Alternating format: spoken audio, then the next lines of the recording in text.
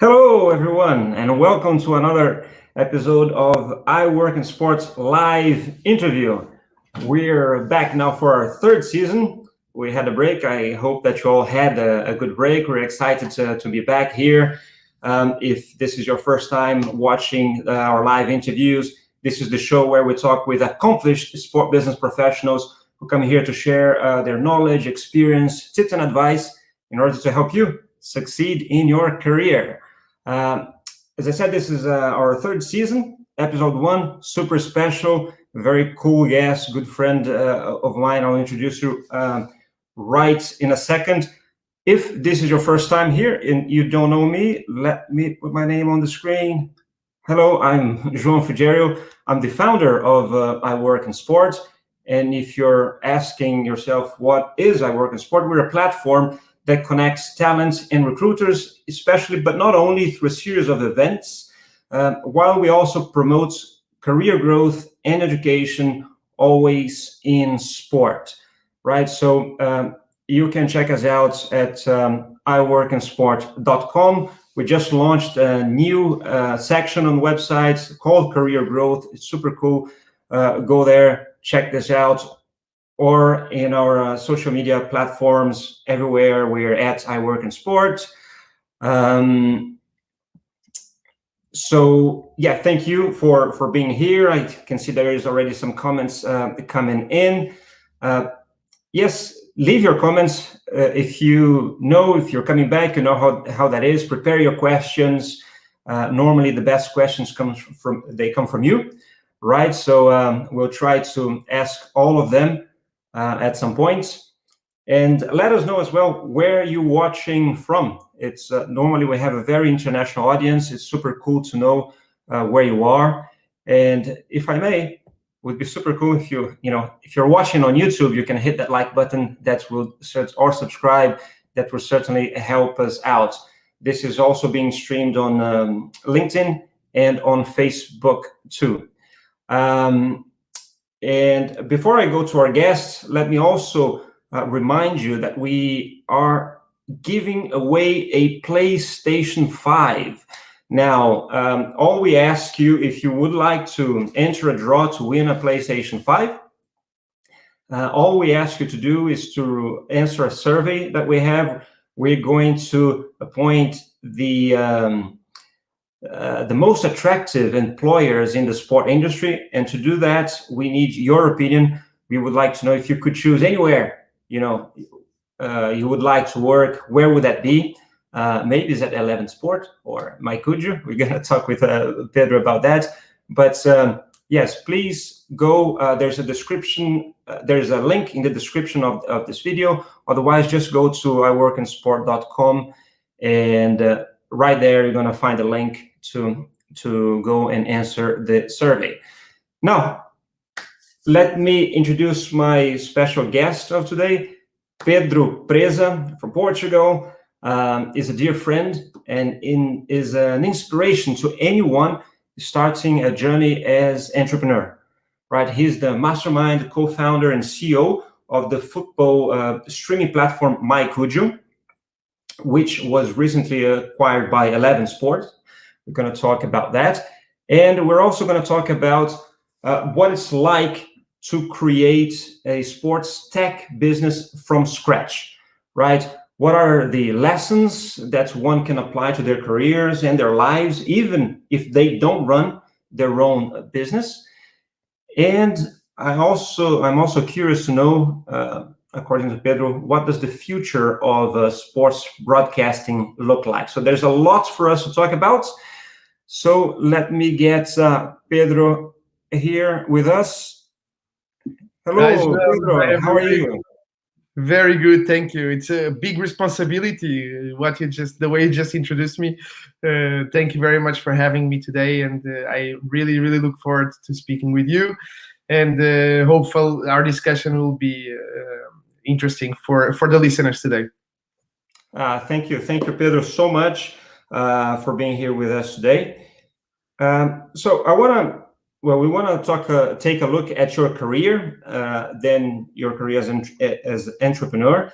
But for us to start, let's start talking about MyCujoo, for people that may not have heard about it, it's a funny name, maybe, MyCujoo.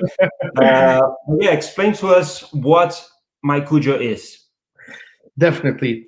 I actually bring myself a bit to the beginning of my career, because it has obviously an impact on why we started the story around MyCujoo. I go back to 2009, and at the time I just had finished the FIFA Masters, and basically I went to work for the European Professional Football Leagues.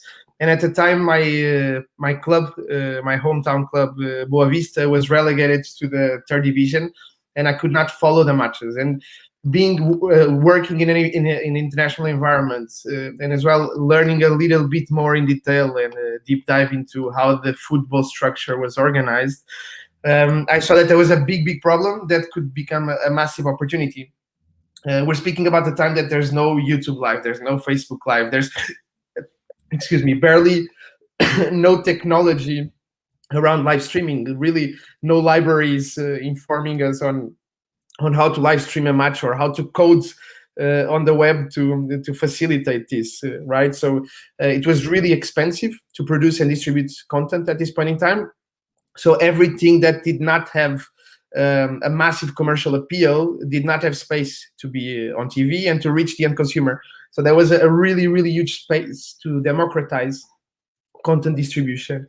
I'm sorry, I just got a bit of thing in the throat, and at the time I did not understand anything about technology. I understood a lot about the industry, so I had to come together with my twin brother João, which as well was not a technology guy, but he was an engineer. At least he had a bit of understanding of what needed to be done operationally, and as well how we could have built the whole thing. And so we started the idea back then, but it wasn't until 2014 when we actually launched or opened the company in July 2014. The 14th, I still remember like it was today, that we launched the company back then, still with very little, with our own money in the pockets. I was still working for another company when we started MyCujoo. I was working for an internet radio in Switzerland. That's actually, that was really a good help for the early days of the company, because it was the first time that I actually worked for a tech company. Was a streaming company, not video, but radio. I learned a lot about latency and CDNs and clouds and raising rounds of investment, etc. And so only towards the end of 2014, we actually raised a significant amount of money to start the company and to basically quit our jobs and focus 100% into what we were doing. Actually, this is an advice I give to many entrepreneurs. When you start, if you can combine the job that you have with the company that you are building, that will be obviously a huge financial support because the early days of a startup, it's not easy, obviously, for anyone. Not even the late days, but I mean, especially the early days. So, and the idea started with Boa Vista, with the fact that there was no technology at the time creating a specific environment for football clubs to stream content, right, in the contextual environments. And as well with contextual technology, because this is very important. This is actually a huge selling point for us now and before. And we saw the growth of Twitch, the spinning off of Twitch from Justin TV, like moving from a multi-content streaming platform in becoming focused on a niche sport, esports, and basically exploding. And we just went for it, and it's still not the story's not over yet. We still have a lot to do and a lot to say going forward, but this is how it started.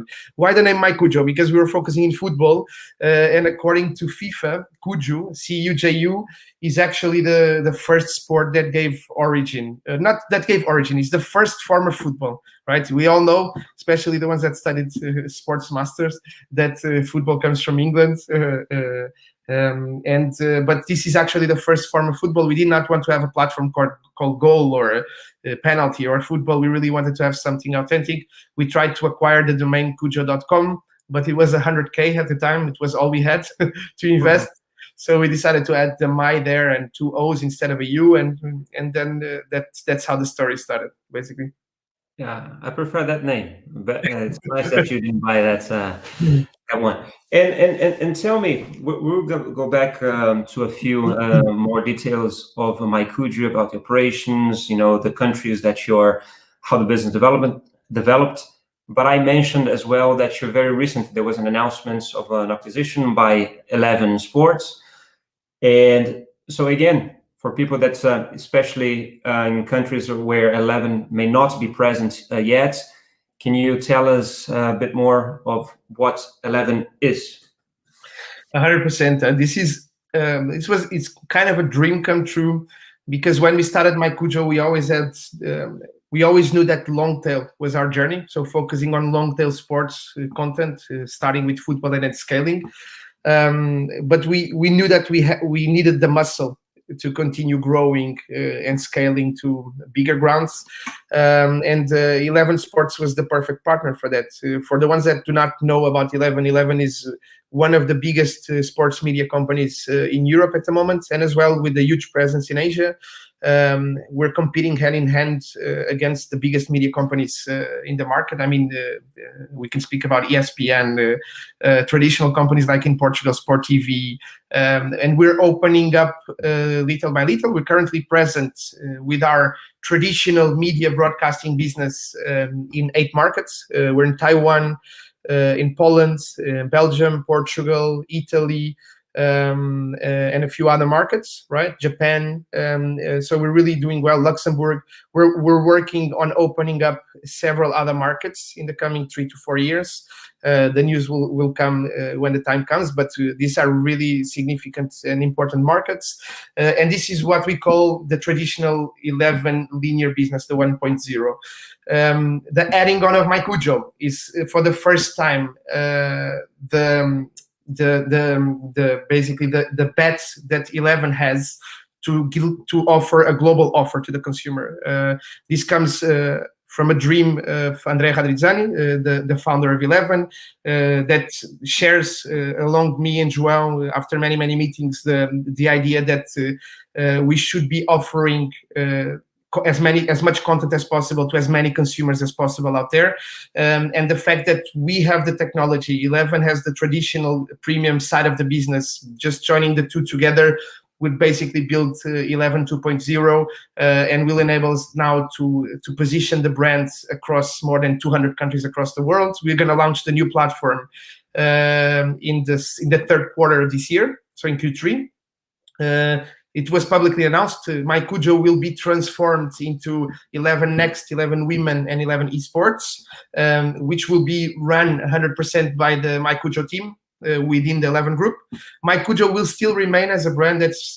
Me and Joe were super happy when we heard this news as well, and because it's our little baby. We will remain as a technology company. We will be the technology arm of 11 Sports Group. And we will continue selling our technology services to multiple federations out there, to the MyCujoo Live services. We're basically offering the same technology we offer in our platform in a white label solution to multiple partners out there, even beyond sports. And many people ask what is the difference between MyCujoo and Endeavor or Delta Tree or other competitors out there. It's very different. We do not build OTTs end to end. We basically enable the streaming solution we have, so the video player, the streaming technology, to be embedded in the platform. So it's very scalable. It's the same level of hiring a cloud service, and so we're really proud, and we really believe that there's a massive space for us out there. We already have multiple clients that range from media to sports organizations, and we're really proud that would remain MyCujoo. That's great, Pedro. Thank you so much for the explanation. I told you that we have normally people watching from all over the world. There's some messages coming in. Just to let you know, give you a sense. So Barnabas Ratnai is in Hungary, Yuri Dominguez in Brazil. MyCujoo is quite big in Brazil. There's Ricardo Prado there as well. Tushar, Super Tush in India. Pawan Giri, I don't know where he is. Luis João knows MyCujoo very well. That's great. Jaime I know is in Lausanne. Who else is there? Coach Abdul from South Africa is a regular presence here. Regina, justo em São Paulo. Thank you all for joining, guys. There's a special one in Santos. Your mother, right? Yeah, that's my mom. There's a few of our friends as well here from the FIFA Master team. Renata, Marcelo. Hey guys. Yeah, so there's a big crowd here watching us at the moment. Pedro, so yeah, can you explain a bit better then? Because we also see MyCujoo streaming the thousands and thousands of football matches sort of all over the world with a very different model than that one of DAZN and 11 and other players. But I didn't understand exactly how different you are, apart from the sort of the subscription model that I don't think you have, right? Maybe you can tell us a bit what's the business model of MyCujoo? So how you survived for all this time, and if it's changed from when you created it to when you were acquired. How was the evolution of the business? How you envisaged to make money, and how did it play out? Very good question, João. Thank you so much. So 11 has a very different model from the one from DAZN as well. So does MyCujoo as from DAZN and 11.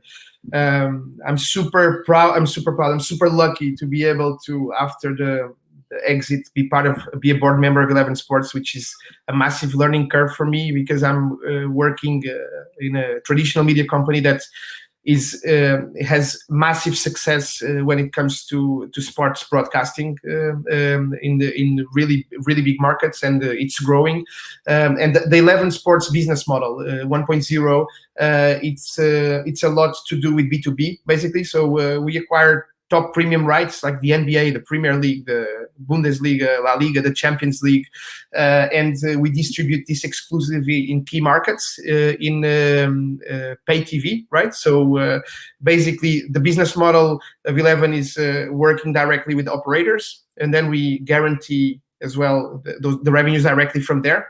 So already up front, we have a certainty of what revenues will be driven to the company in the cycle where we own the rights. And then there's a variable over the subscribers that join the platform, right? And the media and the commercial partners. That's the traditional side of our business, which is super interesting. We're doing super well across all the markets, and as well very scalable as well. There's so many opportunities out there in markets that need specialized partners like specialized distributors and brands like 11. On the MyCujoo side, we have a zero traditional business model that scales with live matches. We're 100% focused on acquiring live content. It's very important to mention that we do work with a lot of organic streamers that come into the platform that subscribe our service and then act in the platform distributing the content under terms and conditions, right? So meaning we do not have a commercial relationship with these people. But when you started, was that the primary model? Was it meant for that primarily or not? Exactly. Primarily, we wanted to become the Twitch of football or the YouTube of football. At the time, there was no YouTube Live; it was just creating on-demand content. But we really wanted to enable anyone to just come and stream. What we realized quickly was that sports is a very traditional industry, and there's a lot of restrictions when it comes to broadcasting content. And so we kind of predicted a little bit what would be coming in the future, and we stopped enabling the platform for just anyone to stream. So we always do a certain due diligence before we enable anyone to stream to the platform. And we evolved from just empowering everyone to stream to start proactively acquiring rights, right? So because we really understood that was the fastest route for us to make money, right? So having full control, exclusivity over these rights. And the cool thing we've learned, which is no longer a secret in the beginning, was that when you speak about premium rights, they have a lot of restrictions. So you cannot play with them around. You cannot work with the on-demand rights. You cannot do multiple things with it, right? When you speak about long-tail rights, usually all the rights are completely available. So we understood that there was a massive opportunity to close these rights for multi-years and have multiple ownerships, property ownership over this, meaning on-demand perpetual rights, so we could just play with this data and work around scouting, or as well monetize around betting, or monetize sponsorship, advertising without any limitations, so on and so forth. And that's how we started. So we started with 56 live matches in 2015, pure organic streamers. Last year alone, we did approximately 30,000 live matches, which out of these 30,000 live matches, 70% were contracted matches, meaning these are contracts that we have exclusively with rights owners. We currently have 750 competitions which we own exclusively.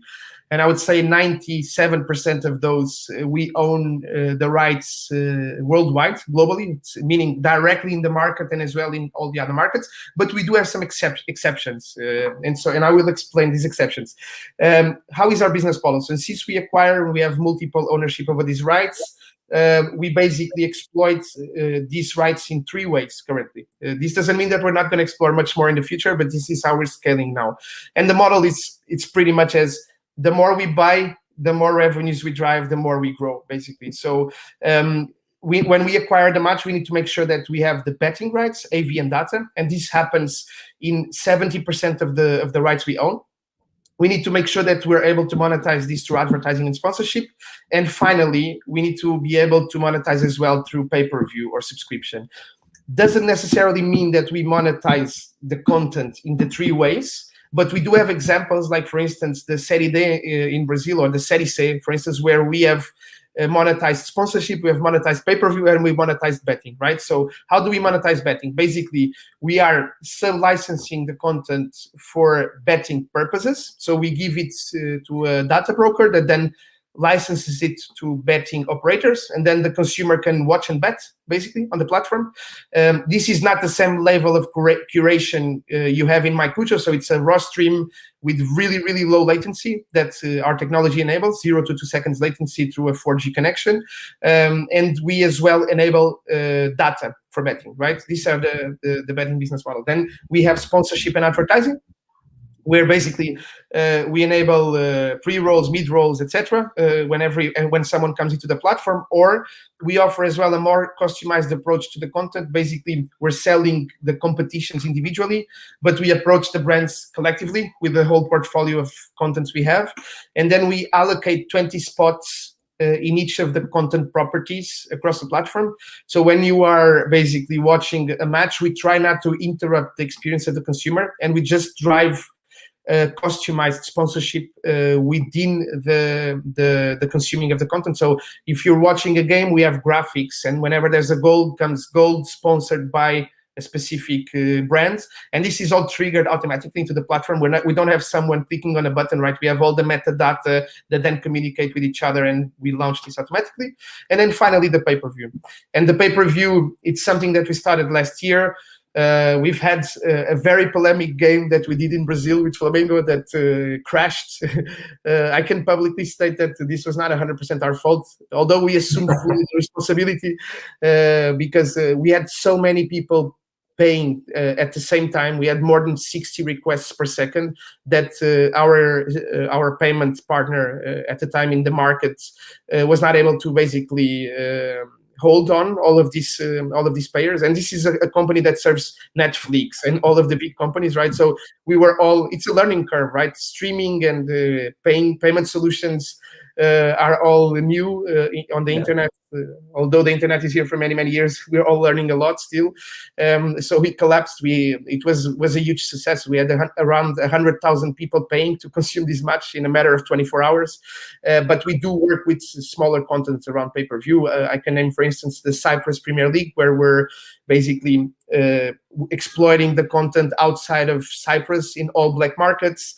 And we're more and more getting into this world of working with premium contents that do not have international value, right? And so we're working with these partners on a revenue sharing model, positioning their brand across our platforms, their content, and then we block the user from watching this content with a paywall, and then we split revenues with the consumer. This is how we make money. Cool. Wow, that's a lecture right there. So for everyone watching, I mean, free lecture on football streaming, a great business. Now that we covered now MyCujoo in detail, more or less, I want to go back to your career, Pedro, and to your journey as an entrepreneur. So I would like to know, what was the hardest thing about starting a business in sport? I think sport is not different from all the other industries, right? I think the ones that work in sports, we tend to say that sports is a bit harder, but I think obviously it's not. It has its characteristics that are different from many industries and make it a bit difficult. But I think I have to recognize that no industry is easy, right? I just think that one of the first things that I can identify being difficult in sports is the conservativeness of the industry and the lateness into getting into the digital era. And this is not because people are not educated enough or not interested enough in going into this, but because the business model that is financing sports traditionally, it's super profitable for federations, clubs, and leagues. And the fact that they do not have to make an effort to make money is actually super comfortable. I fully understand the federations, I fully understand the clubs and the leagues. And this is one of the main reasons why it was so difficult to develop our company and to grow into the market. So this was the first block we felt. The fact, obviously, the fact that it's still, we're speaking about a sport that is played outdoors.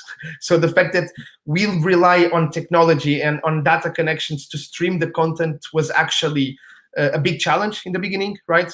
First, there was no technology out there in terms of live streaming. We did not have any coding libraries out there where coders were sharing their learnings on how to develop specific technologies that would enable us to create our own.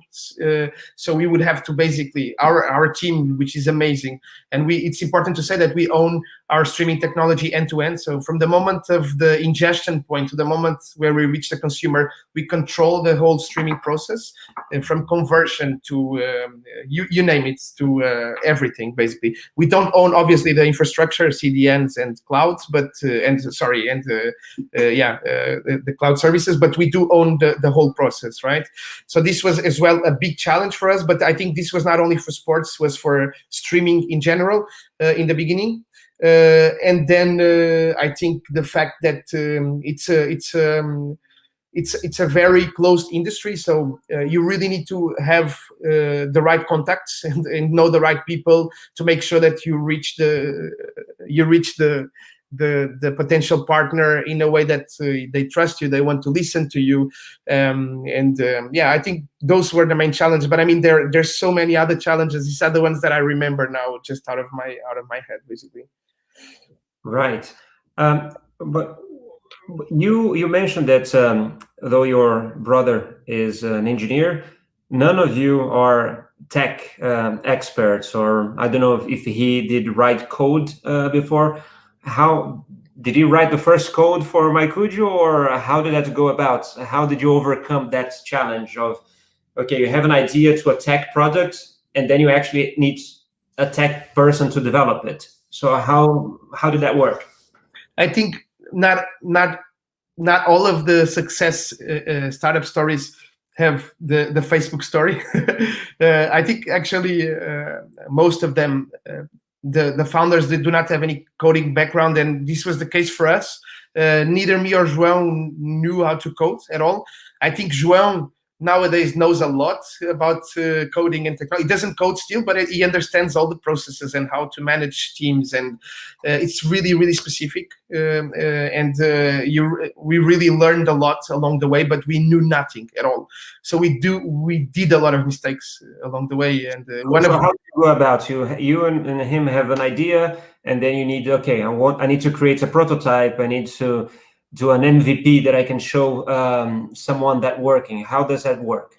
We basically we had raised money from family and friends, and we had really little money, and basically what we did is we hired a designer and a developer, and then we basically built a front end page, like super basic.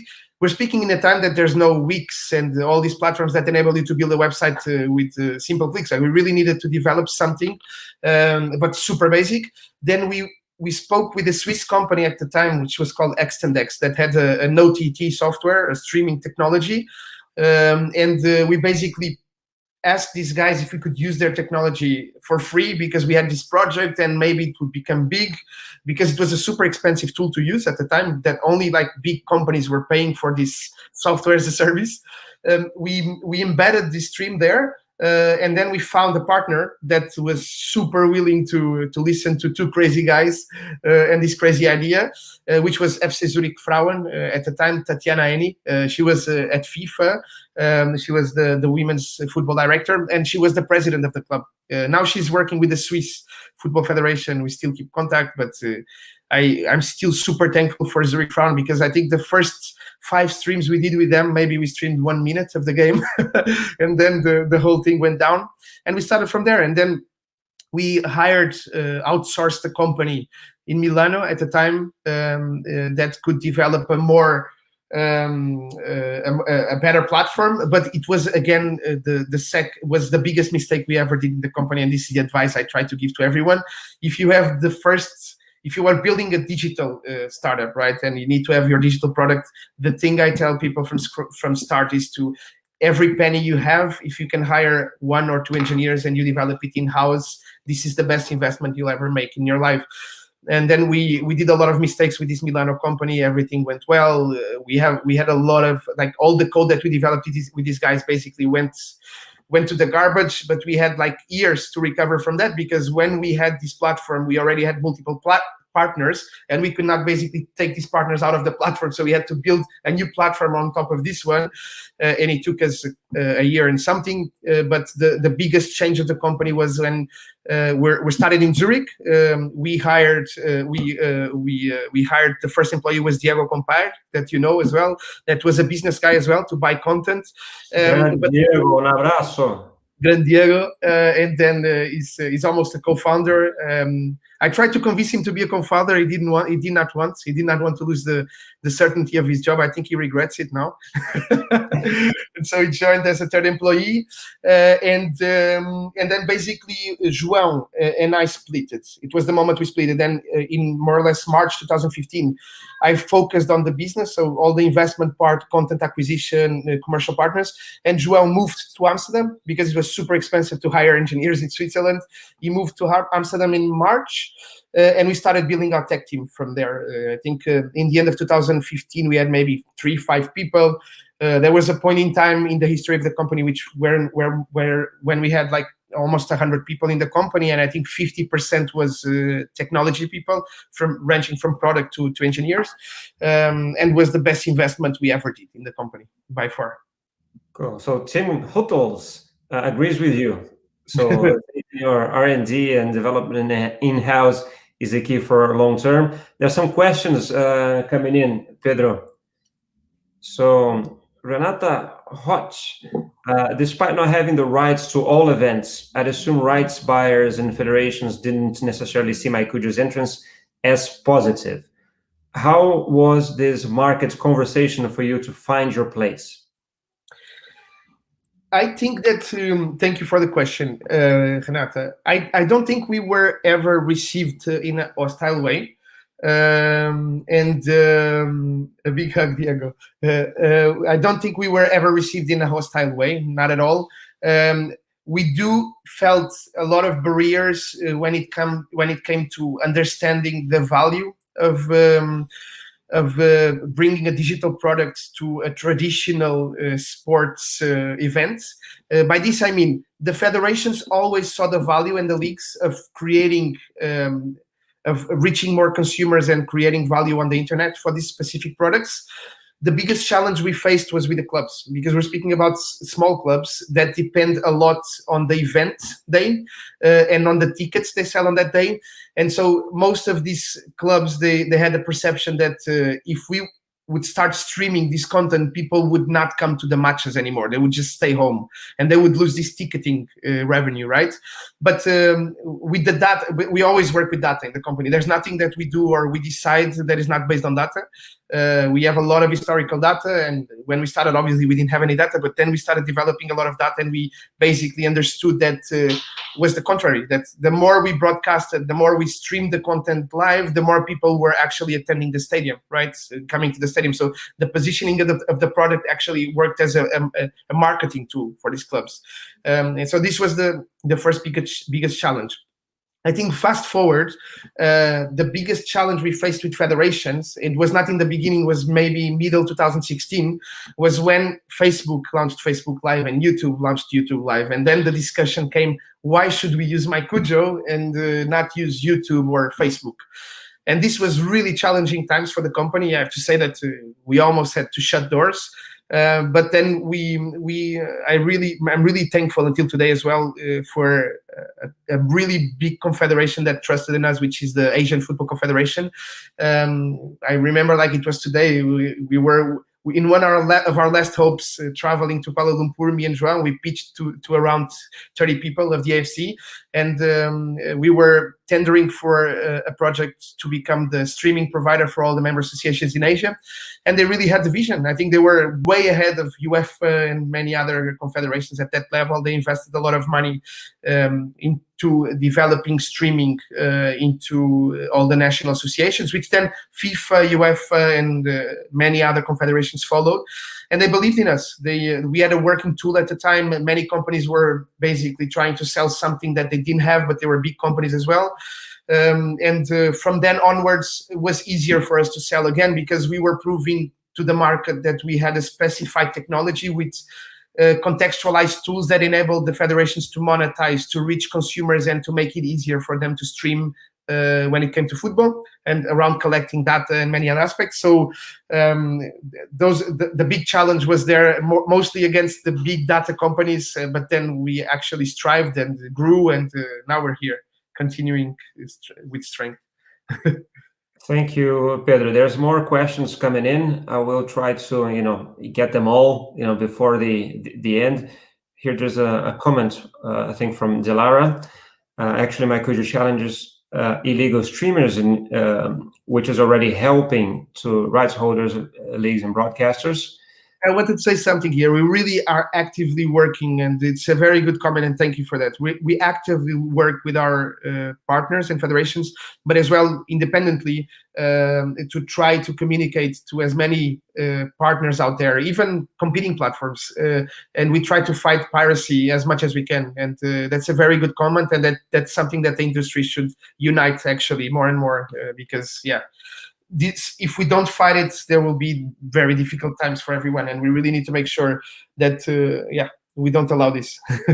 Pedro, I was going to jump to another question, but then there's a follow-up of your explanation here. So how did you convince AFC? Can you maybe I still don't know how they believed in two crazy Portuguese twin brothers, but I think they did the right choice.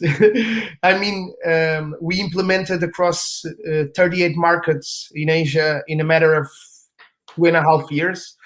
I think this was record for the AFC. I think they've worked with many other partners at multiple levels. I mean, pitch creation, whatever you name it. I think we have the record of scaling and servicing the member associations faster.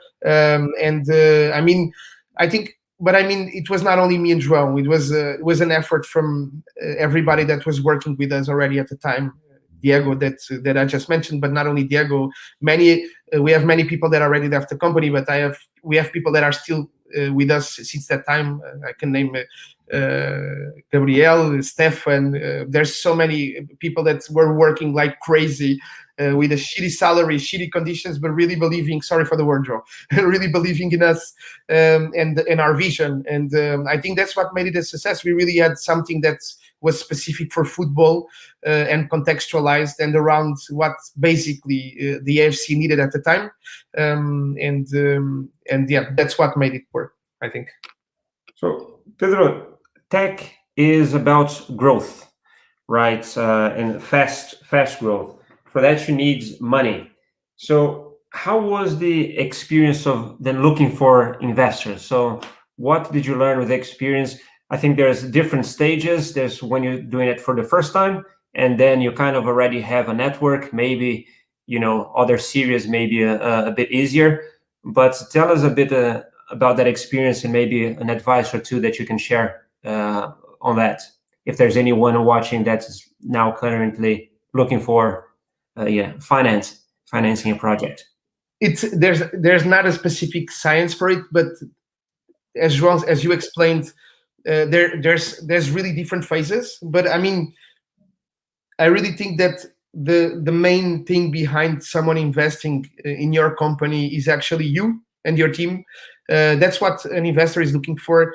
It's a huge leap of faith, especially when you're presenting the early days of the company a PowerPoint. So I think it all resumes to the passion you have about your business, the knowledge, the experience your team has, and how convincing you can be to the person that you are addressing your pitch. Because I underline this: people are not investing in your idea; they're investing in you. Obviously the idea matters, but I mean, they're investing in you literally. How did you find your first investors then? So the first money that comes into the company, family and friends. Exactly. You speak with friends and brothers, mothers that want to put $1,000, and you start. Then we just started shooting emails to specific networks of business angels, of entrepreneurs, people working in streaming, people working in sports. And we were super lucky to have a group of 4 investors in the beginning that were very strategic to us. And this is another advice I give. Like, I think the first investors that come into the company are usually investors that usually are advising you in your early days. And as you implement their ideas, they end up investing and supporting you. We had people from the broadcasting industry, the founder of the first IPTV in Switzerland, Gaba. We had a guy from Google, Daniel, that currently is working as our commercial director in the company as well. But we had as well a lawyer. So we had people that were strategically supporting as well in the different areas. And we had as well the president of a big club in Switzerland at the time. So it was super related with what we were doing and people that were advising us at the time, basically. This was the first step. This is the first stage, right? The second stage, then it's all about results, right? It's all about how you are tracking on your business model and how are you tracking on your growth, basically, on revenues and growth, whatever growth means to you. Is it getting subscribers? Is it getting viewers into the platform? Is it adding teams into your platform? Whatever growth metric you define. In our case, our metric was driving live matches, and these live matches driving users. We're not so focused on the business model at the beginning. And then on the final stage, so we jumped from family and friends to business angels, from business angels to institutional investors, which can be VCs or family offices.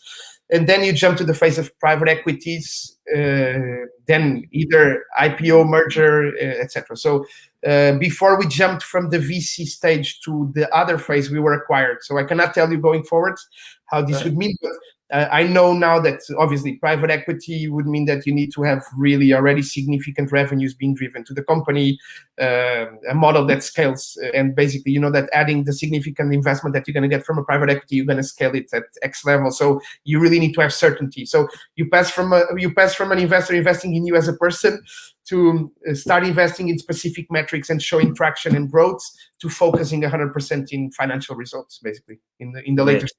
Thank you. You answered one of the many questions by Tim Huttles. I'll try to get more of those. There is Audrey. There is your question in the line. There's a few others. There's Sonia Ramirez as well. We'll get to those. Just stick with us. But before that, Pedro, I'd like to know. I mean, What are the skills then that you have, or your strengths that you think were crucial for you to be successful at creating and building a company from scratch? Thank you so much, João, for that question. I think there's a really important topic to share here, because it's not a beautiful journey at all. And the people that work closely with me and João, that have the same. I mean, they've been through the same process, and it's a really, really hard journey. So if I have to name, I would say, I would not say that it's a gift or it's something that you need to have. You need to be super resilient, right? Because you're gonna have more negative things happening to you than good things, and you're gonna fall more times than you're gonna win. And I think what makes you successful, if we can consider ourselves to be successful, I think there's a lot we need to do still. So I cannot consider ourselves a success yet. I think it's resilience. Like we almost lost the company a couple of times, but we always turned it around, and always turned it around for the best. And one of the best advices I ever received from one of our investors is during the first tech bubble. He eventually made a very successful exit, one of the biggest private exits in Europe. And the biggest advice I got from him was, I asked him, "But amazing, you had so many competitors, and you were able to sell to this big company at a really, really huge valuation." And what he told me was that it was not that I was better than the other companies, but I survived, right? So I survived during hard times, and when everybody went bankrupt, we stayed there. We were resilient and we survived, and that's what made them super successful in the end. So I mean, that's the biggest thing I would say you need to become an entrepreneur. That's great, Pedro. Super inspiring. And if you were talking about people that don't necessarily want to follow the entrepreneurship path, so in your journey, what do you think are the lessons that one can apply to their career? I mean, if they have a regular job, I would take resilience probably still important. I think it's the best MBA you can have. It's the best masters you can have. It's the best working experience you can have in your life. I think after the journey I've had with MyCujoo in only 6 years, I think I could have not learned more working for any other company. It's a personality thing. I don't like to work for other people. So it was a natural thing for me. I like to work for my ideas and for my purposes, but as well inspire others to follow my journey. And I don't like to work and tell people what to do. I like to work with people that tell me what I need to do, right? And that this is an amazing thing that I want to share as well. I'm not an expert in everything, but I think the best I can take from being an entrepreneur is that I think the skills that I got throughout the 6 years that I've been with MyCujoo were the most, how do you say, gratifying experiences I could have in my life, that range from financial knowledge to investment knowledge to commercial to how do you say, corporate governance, you name it. It was a super journey. I was lucky to be through all those phases and now be in a bigger company and be learning even more. But I think that's the best you can take from being an entrepreneur. Okay, Pedro, there's many questions coming in. I'm going to get to a topic almost like asking you to make a prediction. So, the way people are consuming sports are changing a lot, and you probably noticed that from when you created MyCujoo to now. How you consume sports, how you actually find sports, where you find them to watch. They're moving around. So what will sports media rights landscape look like in 10 years? Well, what would you say? And to complement that question, there is a few more questions on that topic here. For instance, Audrey Matadi thinks, do you think that companies like Netflix will look into OTT? Then, of course, she mentions that Amazon is already running streaming some PL games and other sports. So are they a big threat? I can start by maybe in general. It's a very good question. Thank you. And you know, that's a hot topic for me on a daily basis in the company, and how we look into the future, right? Just just to make it even more provocative, will the Football World Cup be exclusively on Amazon Prime in 15 years or so, or or will be very different? I think two things. I think just to address the first questions, different companies will have different objectives. I definitely don't think that Netflix is going to go into live sports, because they're super good into what they're doing, right? I'm meaning about original content and I'm speaking about series, movies, and how they can build sports documentaries. I think they will go a lot into that, but never. And that's the fact that they're so focused in what they do, that they do so well, right? I think that Netflix will never go into that avenue. I do think that Amazon is going to go more and more into that avenue. Not only with the Twitch acquisition, we see that there's a huge bet moving from esports to traditional sports, and they see. But the reason why Amazon is doing it is because they see a massive leverage from offering a combined package to clients, right? From having the Amazon Prime on-demand movies content to live sports, and as well having discounts on delivering packages. So it makes a lot of sense to Amazon. I don't think it makes a lot of sense to Netflix. And by saying this as a start, I do think that the way we consume sports is going to change dramatically in the future, not only because of the new generations. I don't think that I have 3 little kids. The oldest is 5 years old. I don't think he will be consuming sports the way I used to do. I think their attention span is so short with the amount of information going around, and the level of things that can be offered to him, that sports will be competing with many other things, right? So with esports, with movies, with cartoons, you name it. And so I think it will be completely different if we want to reach these type of audiences. At the same time, I believe that different formats will be streamed in different platforms. I don't think that consumers will be looking only for the full amount of the match, so they will not be consuming the 90 minutes of the match. When we speak about football, they will be looking only to clips in certain times. So what I mean is, I think sports need to adapt to the consumer, and they need to be where the consumer is. I think that this phase which we passed through of OTTs, where federations are building OTTs, it's a really good phase for you to position your products in terms of reaching the end consumer through a platform that you control. But I don't think that this will strive. I think that federations will work more and more with partners like 11 Sports, like MyCujoo, like Amazon, like YouTube, and traditional broadcasters to reach the end consumer. And each of these platforms will have different audiences, and they will adapt their products around the live game to the specific audience. That's point number one. Point number two, what I think is going to change dramatically as well is the way that media partners or data companies relate with the rights holders. And by this I mean, I think the time of the cash cow coming to the federations, it's not there anymore. I think federations, clubs, and leagues will need to start worrying more about the business model, and they will need to start participating more on the business model. And by this, you see already this happening. Recently, it's public. You see private equities trying to get stakes in leagues, some traditional important leagues in Europe. So you're going to see more and more the involvement of the investments of it's FIVB volleyball announced, I think, last week. Volleyball as well, rugby as well. So I mean, this is going to happen more and more. And when you see a private equity enter into a business, you see that these properties will as well need to start getting involved into making sure that they get the return on investment.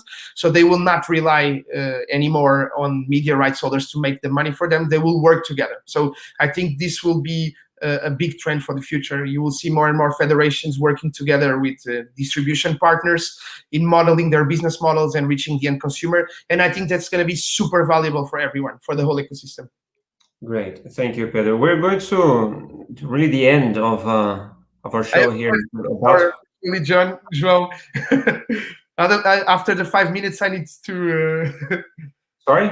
I have 5 more minutes only just to yes, exactly. So we have only 5 minutes. So let me get maybe one last question here, perhaps a second one. So let's try to go quickly with this. So Nikel Moore, friend of ours as well, she's been on the show. Hi, Nikel. So thank you for this. You mentioned the breadth by area that's a MyCujoo will help 11 augment 11 women, esports. How are you approaching expanding territories, including the US? It's a very good question. We have really, really high ambitions. Traditional, and João said it in the beginning, we're very big in Brazil, and we're expanding to other markets in South America. We recently did a partnership with the Argentinian Football Federation around futsal. We've live streamed under pay-per-view the first league of futsal. So we will continue growing a lot in Brazil and in South America. In Americas, we will have a lot of big surprises coming soon, but I cannot tell a lot now, but there's a lot happening there at this point in time for the company.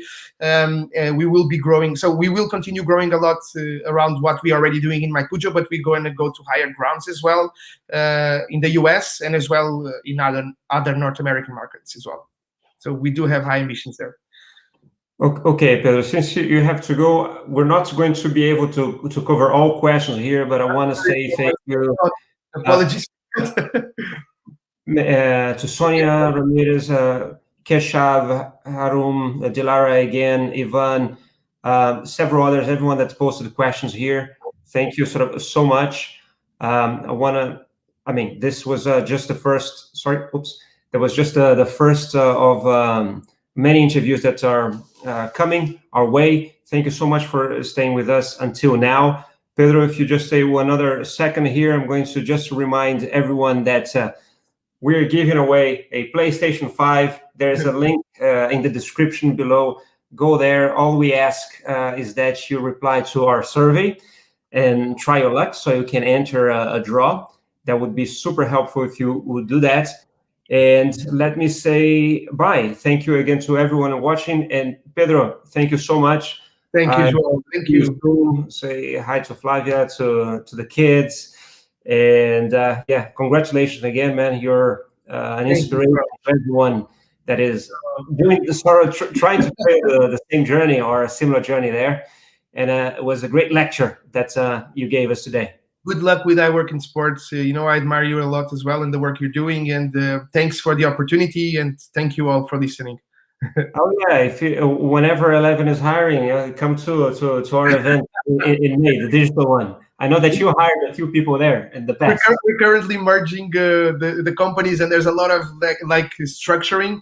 But from June onwards, July, I think we will have the merging defined, and then the opportunities will come. I promise to be in touch. Pedro, 20 seconds, because I'm over here. I normally ask people, recommendation for books and podcasts, and he asked you, are you not going to ask Pedro to recommend a book? I think I have so many. The one that I can remember now, which I can relate a lot, because then the son of the person I read the book about ended up being an investor in MyCujoo. It's a book that inspired me a lot. Was The Big Dream, from the story about 3G Capital and O Sonho Grande in Portuguese. Yeah. And eventually we ended up then having as investors Go For It Capital.